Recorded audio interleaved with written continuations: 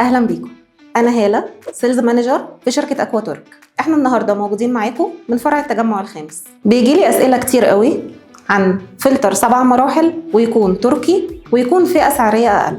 اول حاجه ساعتها بتيجي في بالي ارشح له الجهاز ده اكوا موندا 7 مراحل.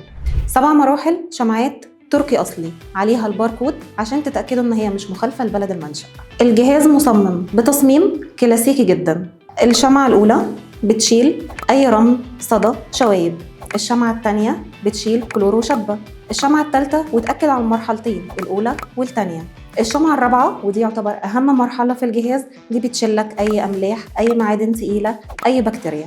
المرحلة الخامسة ودي يعتبر أهم تاني مرحلة في الجهاز، دي مرحلة الألكالاين دي بتعادل نسبة القلوية في المية وبتخليها قلوية مش حمضية. مهمة لإيه؟ مهمة للجهاز الهضمي واضطرابات الجهاز الهضمي. مزود كمان بشمعة البوست كربون، دي بتشلك أي روايح، بكتيريا، فيروسات.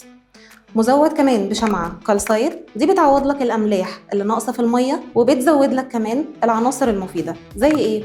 زي البوتاسيوم والصوديوم والمغنيسيوم والكالسيوم، ودي أهم عناصر موجودة في المية، وفي نفس الوقت نكون حافظنا على المعادن والعناصر المفيدة للجسم. الجهاز ده بيجي بخزان تركي، عليه برضو الباركود بتاعه عشان تتأكد إن هي مش مخالفة لبلد المنشأ.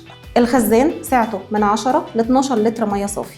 لو انت عندك مكان تعلقه في المطبخ هيكون مناسب جدا ليك، ولو ما عندكش مكان فانت حلك اكوا موندا ستاند. اكوا موندا ستاند نفس فلتر اكوا موندا بس مش محتاج تثبيت. تقدر تطلبه من خلال موقعنا او الارقام الظاهره على الشاشه.